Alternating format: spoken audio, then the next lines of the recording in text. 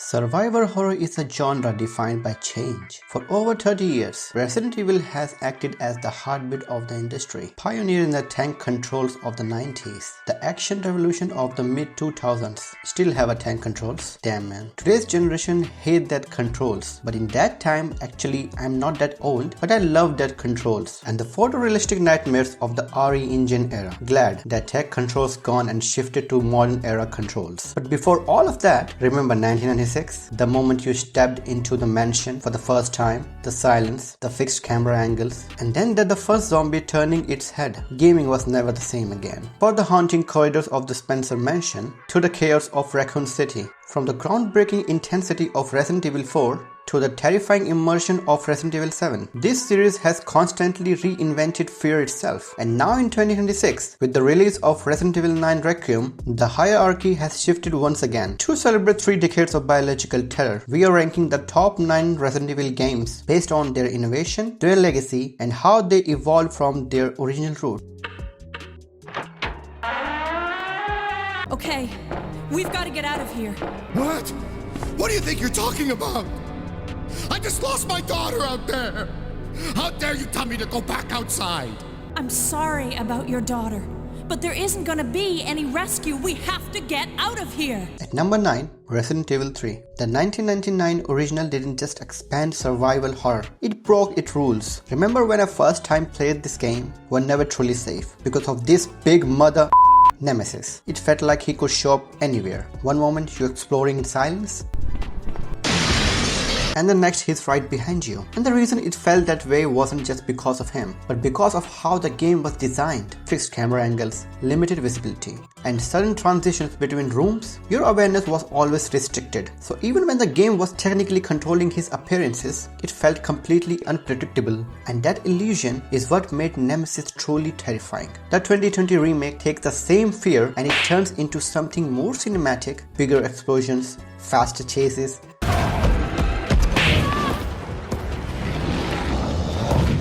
and a nemesis that feels like a force of nature. But where the original played with your mind, the remake goes straight for adrenaline, and both, in their own way, make sure you never feel safe.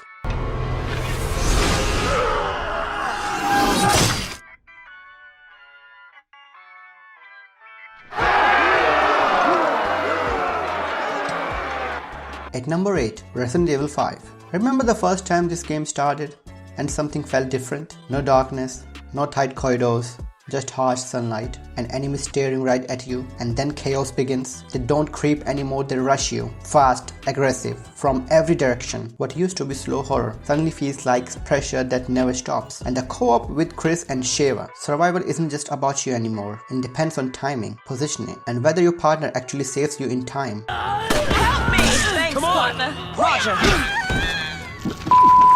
Low ammo, health flashing, enemies closing in, and you are just hoping someone got your back. And of course, Chris punching a little boulder like it just another day. And somehow it works. Yeah, it leans heavily into action, but in the chaos it creates something incredibly addictive. Cause Resident Evil 5 didn't just change the formula, it turned survival into teamwork.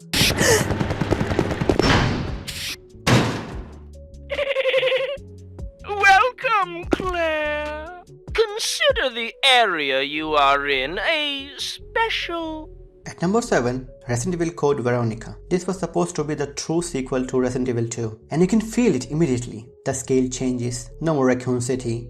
Now you're stuck on a remote prison island, and then suddenly Antarctica. Yeah, this game escalates fast. And gameplay. It doesn't hold your hand. Limited saves, long backtracking, and barely any item boxes. So if you forgot something, you're going all the way back. But what really makes this game unforgettable is how weird it gets. Alfred Ashford, a villain who talks to himself, switches personalities, and feels more unsettling than any monster. And then there's Steve, trying to act cool one second, and awkwardly flirting the next in the middle of the zombie outbreak. It's a strange mix of horror and almost absurd moments that makes the experience so unique. And even today fans haven't let this game go. For years the community has been asking for a full remake, hoping to see this chaotic, unforgettable story brought back with modern visuals. Capcom, please remake this.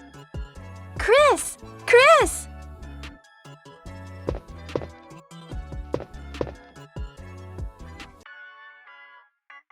You like it?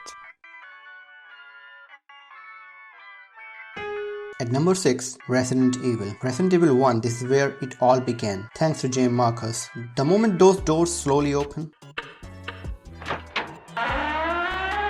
that silence, those fixed camera angles, you're not just playing a game, you're stepping into something unknown, and this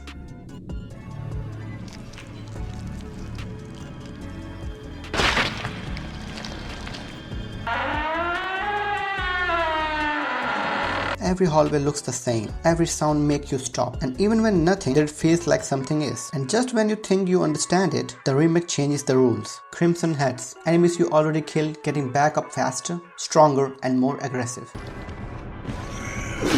Do you burn the body? No, a risk coming back later. And that's where the real horror begins, because this isn't about jump scares, it's about tension that builds slowly and never really leaves. Resident Evil didn't just define survival horror, it taught players how to fear their own decisions. What do you see? What is it?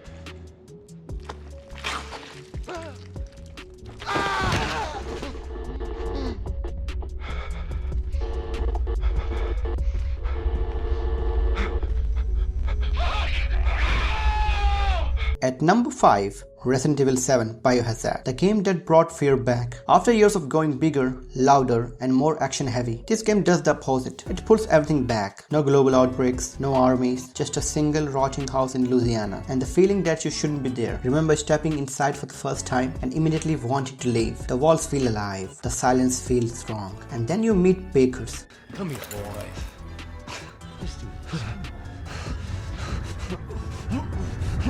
Let's do this.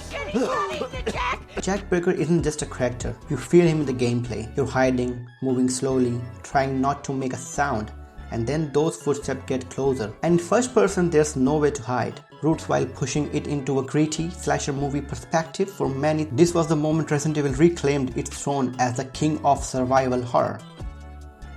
Take it! Take it!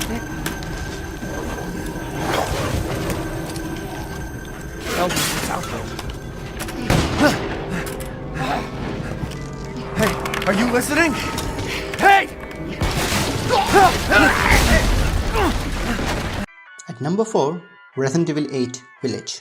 This feels like a nightmare that keeps changing its shape. One moment you're fighting through a frozen village, surrounded by howling creatures in the dark, and there's the next you're stepping into something completely different. I remember reaching House of Bonaviento, and everything just slows down. No weapons, no enemies inside. You see a creepy big doll lying on the table, and then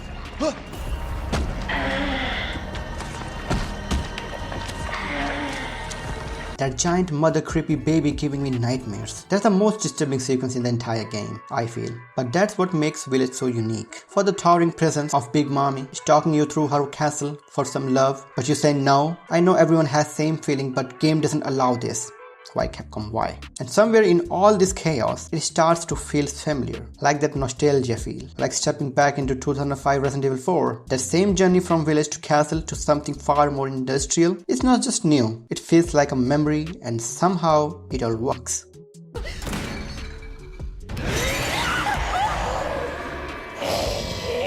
And taking the bronze medal, Resident Evil 9 Requiem. It's rare for a 9th entry to feel this important, but this one does, because instead of choosing a direction, it brings everything together. Switching between perspective doesn't just change how the game looks, it changes how it feels. One moment, you're up close, every sound amplified, every corner suffocating, and the next you pulled back into something more controlled, more tactical, and then your favorite, Leon S. Kennedy, older, more experienced, but not untouched. And when things go bad, he hand Grace a gun. Take this. You sure? You might need it.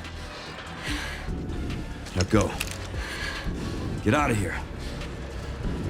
With a single bullet, like survival comes with a budget. The way he moves, the way he reacts, you can feel the history behind every action, and that's what makes Requiem stand out.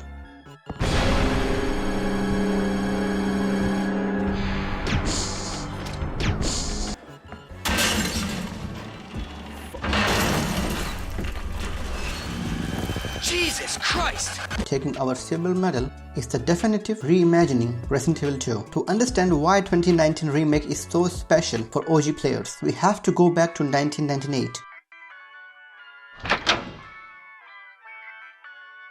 The original was a cinematic breakthrough. You still remember you walked into the RPD station for the first time. Those fixed camera angles made every corner feel like a death trap. It gave us the zapping system, where your action as Leon affected Claire's journey, making the world feel interconnected in a way we had never seen before. Honestly, I still remember my first playthrough this game, getting lost in those RPD hallways, liquors coming from ceilings, Mr. X stalking you everywhere, as the same energy we feel in the remake. Capcom done an excellent job with this remake. They made RPD into a living nightmare. The gore, level design, enemies, all are perfect. Mr. X follows you everywhere again, but unscripted way. Every puzzle you solve feels satisfied. Every zombie you shoot feels irritating. Yes, they wobble their head so much. And the best part of this, you're running for your life.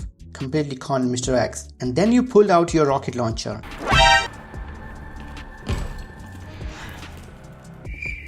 It's a perfect, campy Resident Evil charm hidden inside a terrifying modern masterpiece. It's why Resident Evil 2, in both its form, is truly the gold standard. Finally at number 1, the undisputed champion of survival horror.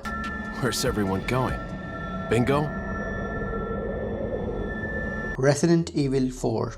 Now we have to talk about why the 2005 original is still considered one of the most greatest games ever made in Resident Evil series. Before Resident Evil 4, horror games were slow, fixed camera puzzles, but this guy Shinji Mikami changed everything by putting the camera over Leon's shoulder. Every third-person game you play today, from The Last of Us to God of War, exists because of what this game did in 2005. It also introduced a dynamic difficulty that adjusted to how well you played and combat loop that felt like a stressful high-stakes dance. It was the first time action and horror were blended so perfectly that you never felt truly safe, even with a suitcase full of ammo. But beyond the mechanics, it was the personality of original Leon.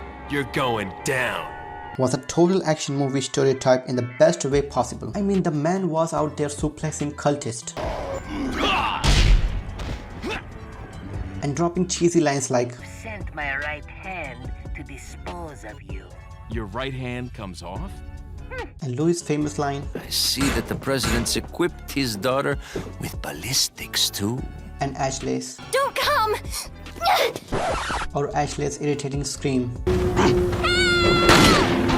that made the 20-hour journey feel like a wild, unforgettable ride. And while the 2023 remake is a technical masterpiece, the grounds the story is much more serious. No cheesy lines, maybe. You can stop right there, Leon. Haunted reality. It only works because the 2005 foundation was so rock solid. The remake adds a brutal parry system. Literally, you parry every single thing on the earth.